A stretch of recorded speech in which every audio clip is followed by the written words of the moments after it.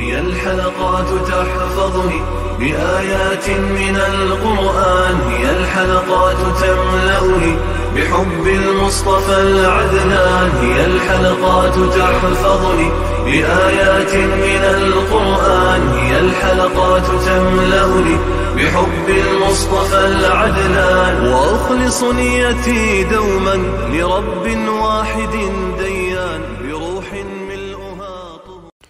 Sure Münafıkun tefsiri 1. ayetten başlayıp okuyayım inşallah.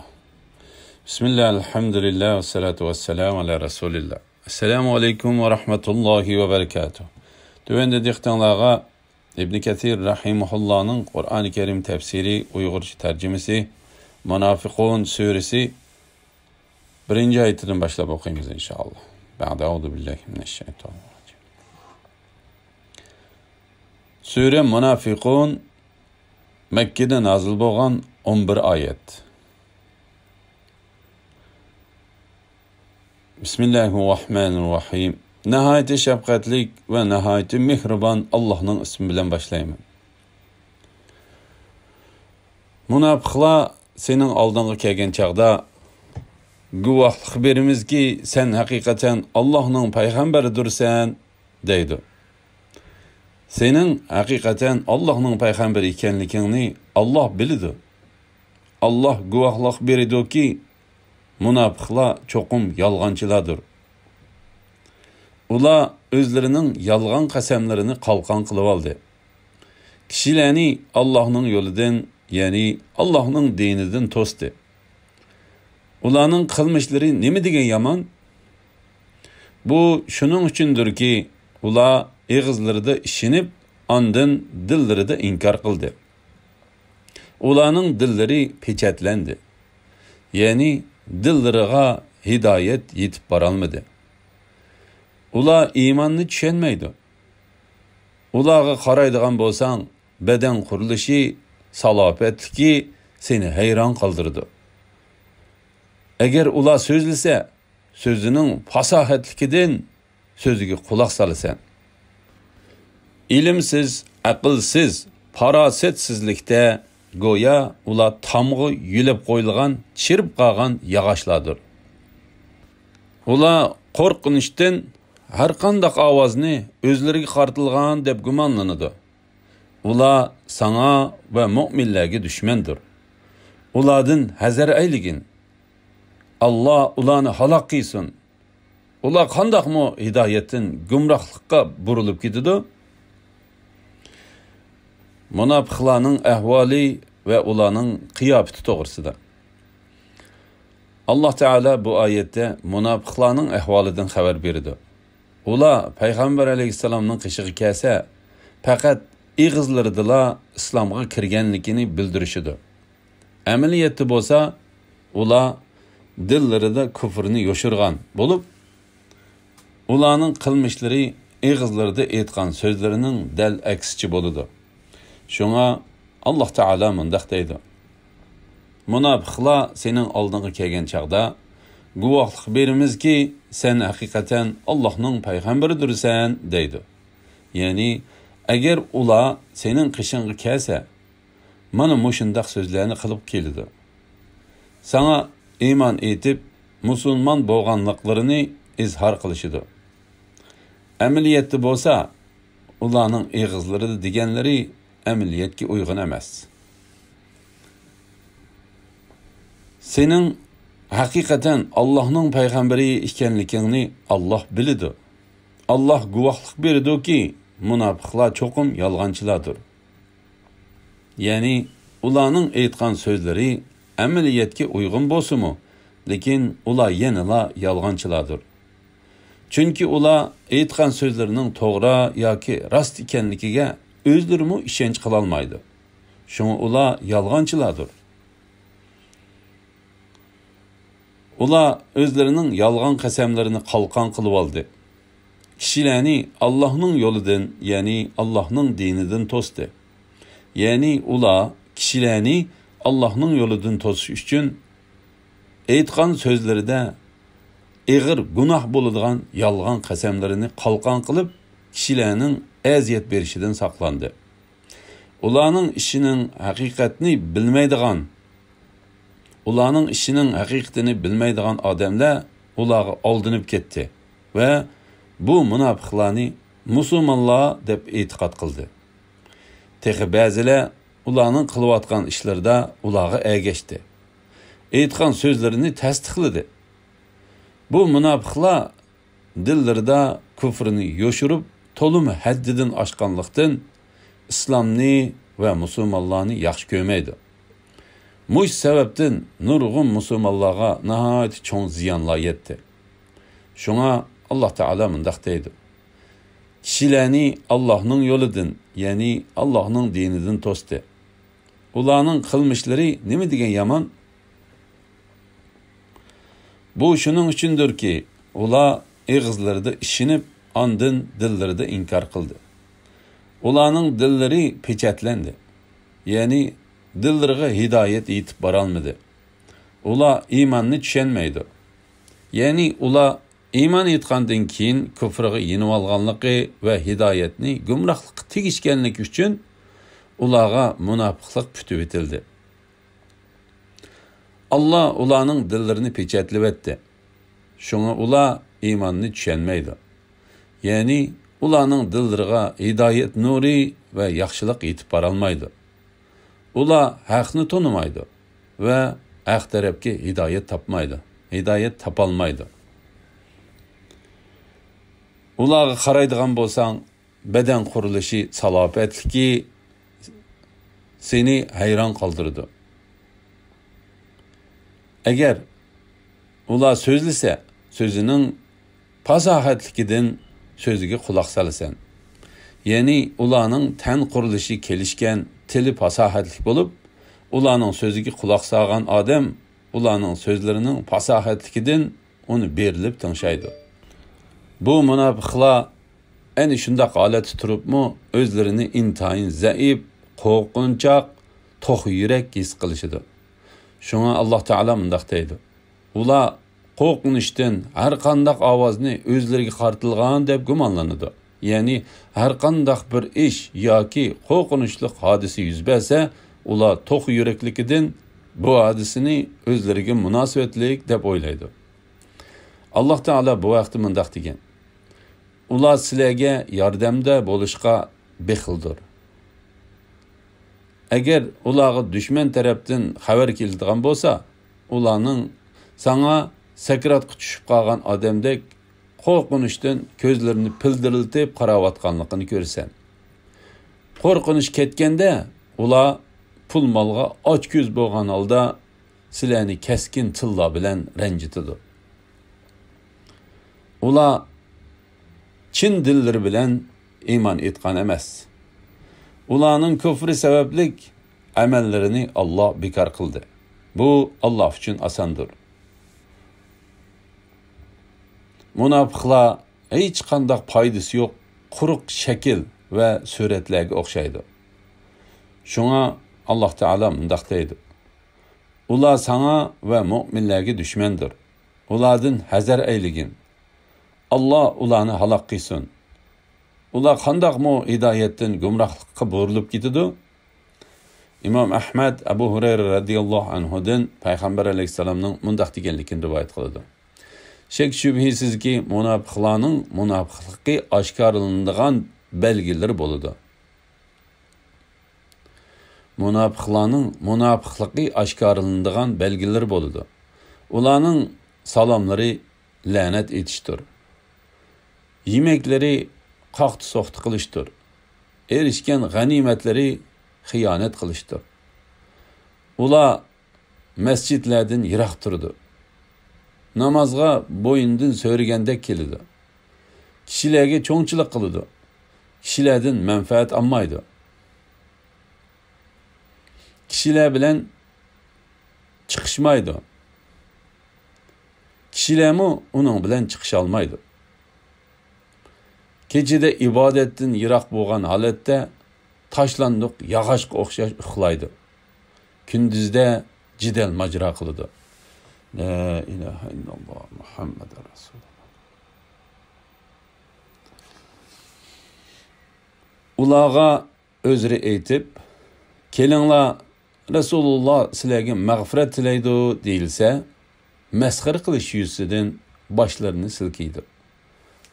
Ularning takabburlik qilgan holda da'vat qilingan narsadan yuz o'rganligini ko'rsan. Ularga mayli mag'firat talab qilgin, mayli mag'firat talab qilmagin, baribir o'xshash. Allah ularga hargiz mag'firat qilmaydi. Shubhisizki, fosiq qavmni Allah hidoyat qilmaydi. Ular Rasulullohning yonidagi kishilarni ta'minlamanglar, ular tarab ketsin deydi. Osmonlarning va zaminning xazinalari Allohning ilkididir. Va lekin munofiqlar Allohning hikmatini tushunmaydi. Ular, ya'ni munofiqlar, Madinaga qaytsak, eng aziz odam, ya'ni Abdullah ibn Ubay va munofiqlarning o'zlarini demakchi. Eng xor odamni, ya'ni Rasulullohni, mu'minlarni demakchi. Madinadan chiqarib yetdi deyishdi. G'alaba Allohga, Allohning payg'ambariga va mu'minlarga mansub. Lekin munofiqlar g'alabaning Allohning dushmanlariga emas, do'stlariga mansub ekanligini bilmaydi. Munofiqlarning o'zlariga payg'ambarning mag'firat talab qilishidan va payg'ambarning yonidagi kishilarni ta'minlashdan yuz o'rishi to'g'risida. Alloh taolo la'nati munofiqlarning ahvolidan xabar berib mundaq deydi. Ularga o'zri aytib, kelinglar Rasululloh sizlarga mag'firat tilaydi deyilsa, masxir qilish yuzidan boshlarini silkiydi. Ya'ni o'zlariga deyilgan so'zlardan takabburlik qilib va uni masxir qilib yuz o'riydi. Shunga Alloh taolo mundaq deydi. Ularning takabburlik qilgan holda da'vat qilingan narsadan yuz o'rganligini ko'rsan. Ondan Alloh taolo ularning u qilmishiga asosan berilgan jazoni bayon qilib mundaq deydi. Ularga mayli mag'firat talab qilgin, mayli mag'firat talab qilmagin, baribir o'xshash. Allah ularga hargiz mag'firat qilmaydi. Shubhisizki, fosiq qavmni Allah hidoyat qilmaydi. Salaf ulamolaridan bir qancha kishi bu oyatlarning Abdullah Ubay degan munofiq haqida nozil bo'lganligini bayon qildi. Alloh xolisa buni tuvanda bayon qilib o'tamiz. Muhammad ibn Ishaq Muhammad alayhissalomning tarjimaholi degan kitobida mundaq deydi. Abdullah ibn Ubay degan munofiqning har juma kuni o'ltiradigan maxsus o'rni bo'lib, u o'rinda boshqalar o'ltirolmaydi. U o'z-o'zidan faxrlanadi va qavmi tarafidan hurmatlanadi. U ularning orasida obro'li edi. Payg'ambar alayhisalom juma kuni kishilarga juma xutbasini o'qish uchun turganda, u munofiqmi o'rnidan turib, "Ey insonlar, aranglardagi bu kishi Allohning payg'ambaridir. Allah sizlarni bu kishi bilan hurmatga sazovor qildi va sizlarga g'alaba ato qildi. Sizlar uning yordam beringlar, uni qo'llanglar, so'zlarini anglanglar va uning itoat qilinglar" degan so'zlarni qilib bo'lib, ondan o'ltiradi. Uhud urushi bo'lgan chaqda u urushga tayyorlangan qo'shinning 1/3 qismini Madinaga yondirib ketib, intayin razil bir ishni qildi. Payg'ambar alayhisalom va urushga qatnashgan muhojirlar Uhuddan Madinaga qaytib kirgandan keyinmi Abdullah ibn Ubay burunqi ishni takrorlash uchun o'rnidan turganda, musulmonlar uning kiyimlarining pashlaridan tortib, "Ey Allohning dushmani, joyingda o'ltirgin. Sening undaq so'zlarni qilishga haqqing yo'q. Sen o'z vaqtida paskashlik qilding" deyishdi.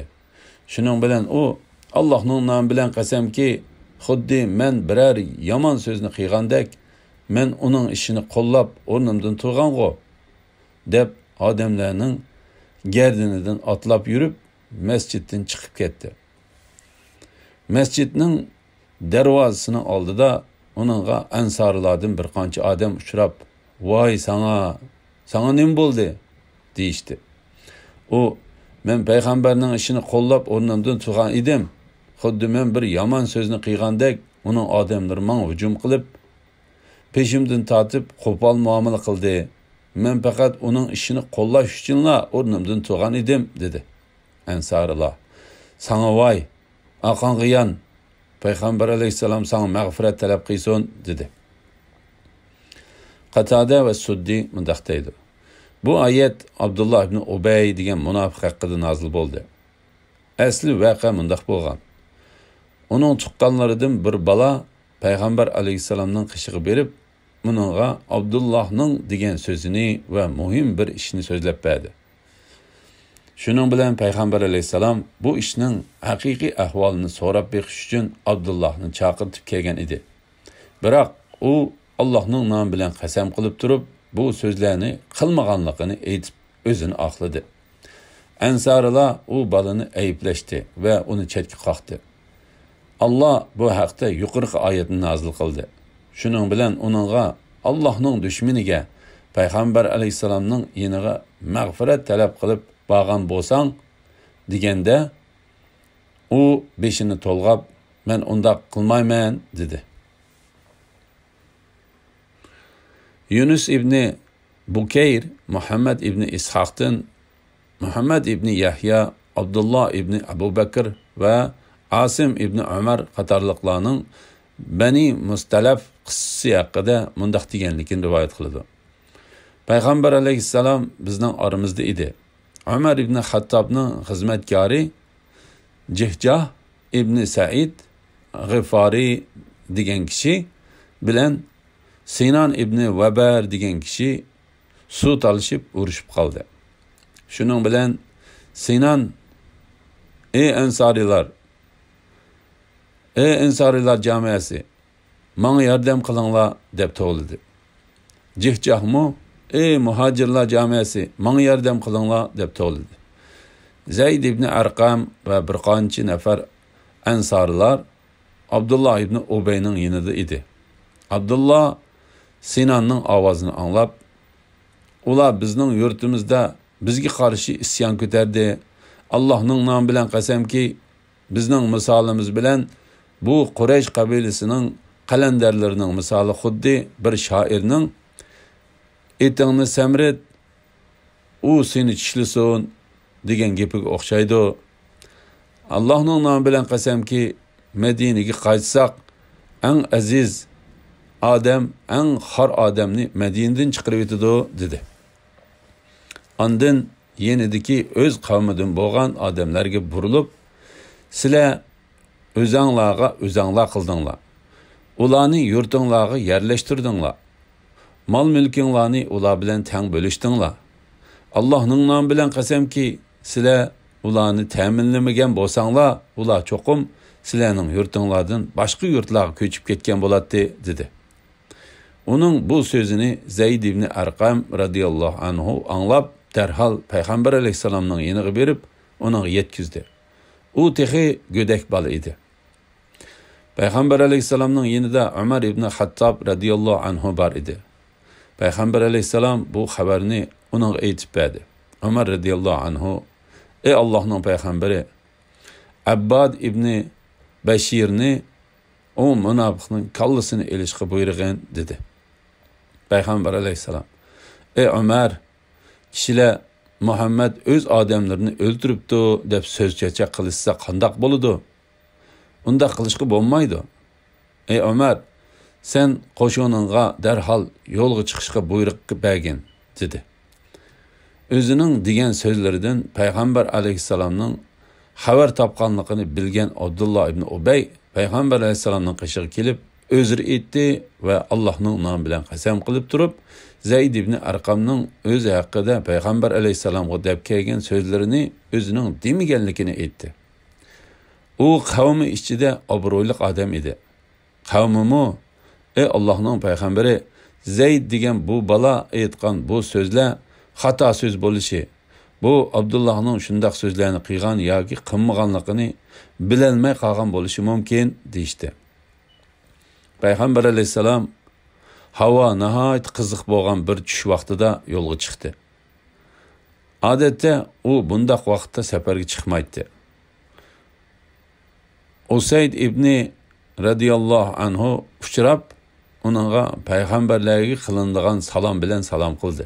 Ondan Allohning nomi bilan qasamki, ey Allohning payg'ambari, sen odatda safar qilmaydigan bir vaqtda yo'lga chiqibsan-ku, dedi. Payg'ambar alayhisalom Hamrohing Abdullah ibn Ubayning degan so'zlaridan sening xabaring yo'q o'xshamamdi. Uning bildirlishicha Madinaga borganda eng aziz odam, eng xor odamni Madinadan chiqarib etgidekmish, dedi. Usayd, ey Allohning payg'ambari, aziz odam sendirsan, xor odam u odamdir, dedi. Ondan ey Allohning payg'ambari, uni afu qilgin. Allohning nomi bilan qasamki, biz uningga toj kiygizish uchun toj rastlayotgan bir paytda Alloh seni bizning aramizga keltirdi. U seni podshohlikni mendan tortib oldi deb qaraydi, dedi. Payg'ambar alayhisalom odamlar bilan bir kecha kunduz yo'l yurgandan keyin chashka vaqti bo'lganda bir joyga tushgan qildi. Payg'ambar alayhisalomning mundaq dem olmay mengishi o'tirg'i chiqqan bu fitna so'zlarni kishilarning esidan chiqarib etish uchun edi. Odamlar tushkin qilgan yerga kelar kelmayla uyquga ketishdi va bu yerda payg'ambar alayhisalomga sura Munofiqun nazil bo'ldi. La ilaha illalloh Muhammad rasululloh. Abu Bakr Bayhaqi Amr ibn Dinardan Jabir ibn Abdullahning mundaq deganligini rivoyat qildi. Biz payg'ambar alayhisalom bilan billa bir g'azotda birga edik. Muhojirlardan bir odam, ansarlardan bir odam bilan gap talishib qilib, uning sag'risiga birini tepdi. Shuning bilan bu ansari, ey ansarlar, menga yordam qilinglar deb vaqirdi. Muhojirmu, ey muhojirlar, menga yordam qilinglar deb to'g'lidi. Payg'ambar alayhisalom jahiliyat davridagi yomon odatni o'ttirg'i ko'tarib chiqmoqchimisizlar? Bo'ldi, bunda qilishdan yeninglar. Bu haqiqatan nachar odatdir, dedi. Abdullah ibn Ubay, muhojirlar bizga shundaq ishlarni qildi. Allohning nomi bilan qasamki, Madinaga qaytsak, eng aziz odam, xor odamni Madinadan chiqarib etadi, dedi. Payg'ambar alayhisalom Madinaga hijrat qilib kelgan chaqda ansarlarning soni muhojirlardan ko'p edi. Shundan keyin muhojirlarning soni ko'payib ketdi. Abdullahning so'zini anglagan Umar, ey Allohning payg'ambari, meni qo'yib etgan. Men bu munofiqning kallasini olay, dedi. Payg'ambar alayhisalom uninga chiqilmagan kishilar Muhammad o'z odamlarini o'ltirib yetibdi deb so'z cho'chaq qilmasin, dedi. Bu hadisni Imom Buxoriy, Muslim va Ahmad qatorliqlar rivoyat qilgan. Ikrima ibn Zayd va boshqalar mundaq deydi. Odamlar Madinaga qaytib kelgan chaqda Abdullah ibn Ubay degan munofiqning o'g'li Abdullah Madina shahrining darvozasi oldida qilichini qinidan sug'argan holda tutib turdi. Odamlar bir-birlab uning oldidan o'tdi. Uning oldidan uning otasi Abdullah ibn Ubay degan munofiq o'tkili kelganda o'g'li uningga arqonga yong'in, dedi. U sana nim bo'ldi? Sana voy, dedi o'g'li. Allohning nomi bilan qasamki, payg'ambar alayhisalom sening bu darvozadan o'tishingga ruxsat bermagicha sen bu darvozadan o'tolmaysan. Payg'ambar alayhisalom eng aziz odamdir, sen bo'lsang eng xor odamsan, dedi. Payg'ambar alayhisalom qo'shunni kuzatib orqadan mang'atdi. U darvozaning yoniga kelganda Abdullah ibn Ubay uningga o'g'li ustidan shikoyat qildi. Uning o'g'li Abdullah, Allohning nomi bilan qasamki, ey Allohning payg'ambari, atamga sen ruxsat qilmagicha u Madinaga kirmaydi, dedi. Payg'ambar alayhisalom uning Madinaga kirishiga ruxsat qildi. Shuning bilan uning o'g'li Abdullah payg'ambar alayhisalom sening Madinaga kirishingga ruxsat qildi, endi kirsang bo'ladi, dedi. Abdullah ibn Zubayr Humaydi Abu Harun Madinaning mundaq deganligini rivoyat qiladi. Abdullah ibn Ubayning o'g'li Abdullah atasiga Allohning nomi bilan qasamki, sen payg'ambar alayhissalom eng aziz odamdir. Men bo'lsam eng xor odamman demigicha Madinaga mangu kirolmaysan dedi. O payg'ambar alayhissalomning yeniga berib, ey Allohning payg'ambari, menga yetib kelgan xabarga qaraganda sen atamni o'ltirmoqchi bo'libsan. Seni haq payg'ambar qilib avatgan zot Allohning nomi bilan qasamki, men atamdan ayminib uning yuziga tikilib qaramadim. Agar sen uning kallasini elib kelishimni xohlasang, uni oldinga cho'qim elib kelaman. Shak shubhisizki men atamning qotilini ko'rishni xohlamayman dedi. Ey mu'minlar, mollaringlar va ballaringlar sizlarni Allohning zikridan, ya'ni Allohning taat ibodatidan g'aflat qoldirmasin. Kimlarki shunda qiladigan, ular ziyon tortquchilardir. Biringlarga o'lim kelib, Rabbim nimishqi meni, ya'ni ajilimni bir oz kechiktirmiding? Sadiq qilib yaxshilardan bo'lar edim deyishdim burun, o'zinglarga rizq qilib berilgan narsalarni sadiq qilinglar.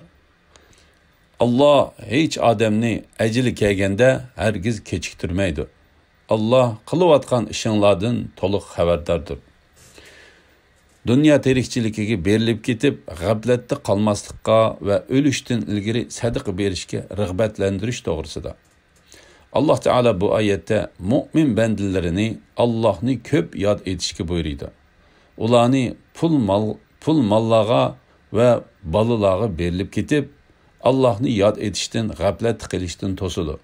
Ularga asli yaratilgan maqsad Rabbiga taat ibodat qilish va uni ko'p yod etishdan yuz o'rib, dunyo tirikchiligiga va uning rangdorligiga berilib ketganlarning qiyomat kuni o'zlarini va bola chaqalarini ziyon tortqizuvchilar bo'ladiganligini xabar qildi. Ondan Alloh taolo ularni Allohga itoat qilish yo'lida sadaqa berishga qiziqtirib mundaq deydi. Biringlarga o'lim kelib, Rabbim nimishqi meni, ya'ni ajilimni bir oz kechiktirmiding? Sadiq qilib yaxshilardan bo'lar edim deyishdim burun, o'zinglarga rizq qilib berilgan narsalarni sadiq qilinglar. Har bir haddidan oshirib kichi sakratga tushganda nadomat qiladi.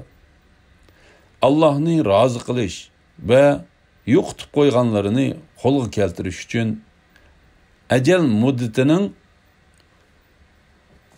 azroq bo'lsa-mu uzartilishini Allohdan tilaydi.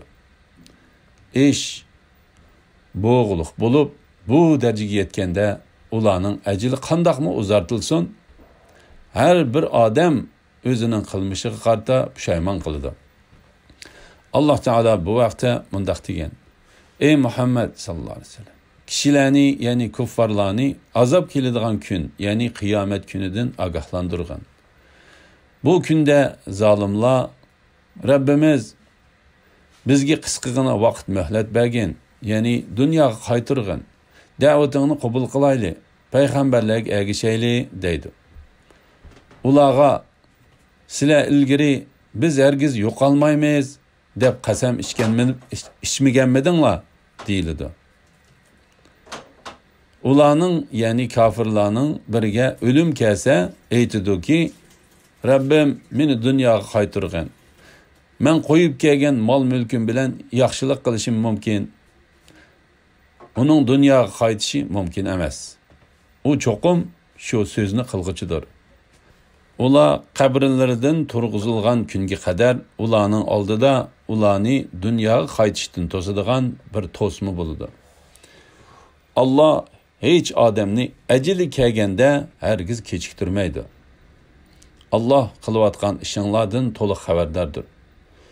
Ya'ni Alloh taolo ajali to'shqan odamning ajalini hargiz uzatmaydi. U kimning so'zida va suolida rostchilik ekanligini, kimning dunyoga qaytarilgan taqdirda ilgiriki yomon ishiga qaytadiganligini obdan bilguchidir va nihoyat yaxshi xabardordir. Shunga Alloh taolo mundaq deydi: Allah qilayotgan ishinglardan to'liq xabardordir. Alhamdulillah. Shuning bilan sura Munafiqunning tafsiri tugadi. Jami hamd sana va madhiya Allohga xosdir. Muvaffaqiyat qozonish va xatolikdan saqlanish faqat Alloh tarafidan keladi. Kelar qitimda sura Tag'abun tafsiridan 1-oyatdan boshlab o'qiymiz inshaalloh. Va sallallohu ala Muhammad va ala alihi va sahbihi ajma'in. Assalomu alaykum va rahmatullohi va barakatuh.